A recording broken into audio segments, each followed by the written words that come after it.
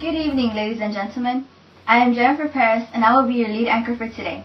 We also have our investigative reporter, Anna Karina, and our field reporter as Walter Jenkins. Today we'll be discussing about McCarthyism and how McCarthy has influenced our society today. Not so long ago, did McCarthy give a speech at Wheeling, West Virginia. He claimed that 205 members of the Communist Party worked in the U.S. government. And with that, we have sent many investigators to check on this list if it really exists. And his motivational speech has sparked this new fear of communism throughout the U.S. And he has become the national spotlight. Ladies and gentlemen, tonight as we celebrate the 141st birthday of one of the greatest men in American history, I would like to be able to talk about what a glorious day today is in the history of the world. As we celebrate the birth of the man who with his whole heart and soul hated war, I would like to be able to speak of peace in our time, of war being outlawed, and of worldwide disarmament. There would be truly appropriate things to be able to mention as we celebrate the birthday of Abraham Lincoln. 5 years after World War has been won, McCarthy's idea of communism being a threat to the U.S. has led to many cases. For instance, former communist spy Whittaker Chambers accused Hiss of placing communists inside the government. Hiss denied the charges. But then Chambers led investigators to his farm, and in a pumpkin they found rolls of top-secret government microfilm. Hiss had stolen the film, and now he is in police custody. This is Walter Jenkins reporting live, where one of the Whittakers and government officials were discussing. What did you guys discuss? We discussed that Alger Hiss has been sending secret U.S. information to the Russian communists. And what is your evidence based on these allegations? Our evidence is in that pumpkin, sir. Now I ask you, what is in this pumpkin? It is scrolls of the U.S. information that has been sent. I see.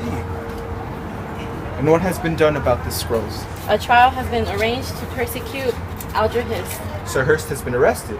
Yes. And will we hear about the trial soon? Yes. This is Walter Jenkins reporting live. Back to you. LAPD, you're under arrest. Don't run away! I didn't do it! Another case was during the Tidings campaign, in which McCarthy produced photographs showing Tidings talking to the head of the American Communist Party. However, we just found out that these photos are fake, and we have investigative reporter Anna Karina to tell us why. Why? McCarthy had produced a composite image, meaning that it was two photos put together. One of which Tidings was listening to the radio, and the other was Earl Browler delivering a speech.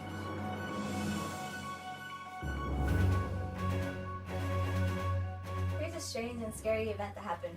The House Un-American Activities Committee collected names of Hollywood writers and directors who were thought to be radical communists. 10 of these people refused to answer questions about their beliefs, and as a result, the Hollywood 10 were found guilty of contempt of Congress and were sentenced to jail. We have Anna Karina here, again, to give us some insight of Hollywood screenwriter Dalton Trumbo.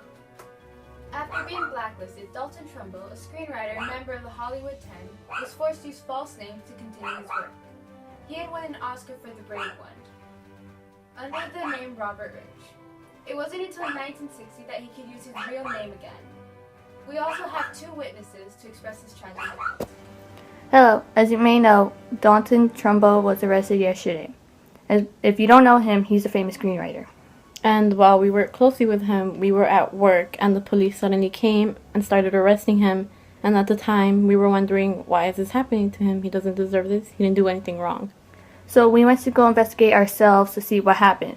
He was investigated for being suspected as a communist. The facts turned out that he had a communist belief, but was not part of the party.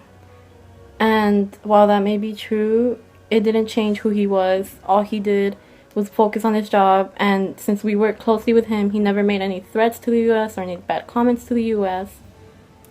And right now he's being blacklisted against nothing. His life is ruined. Nothing can come back from this. We are deeply, deeply sorry for him. That's all for today, folks. I'm Jennifer Perez as your lead anchor. And I'm Anna Karina, investigative reporter.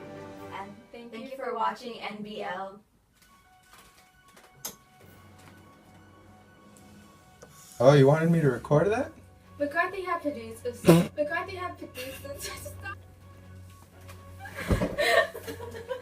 I'm adding into the bloopers. because you guys do not stop laughing for the 50th time. Here's a strange and scary story. Why is this story? That's all for today, folks. I'm Jennifer Perez as your lead anchor. I'm Anna Crania as your investigative reporter. And thank you for watching NBL. I am.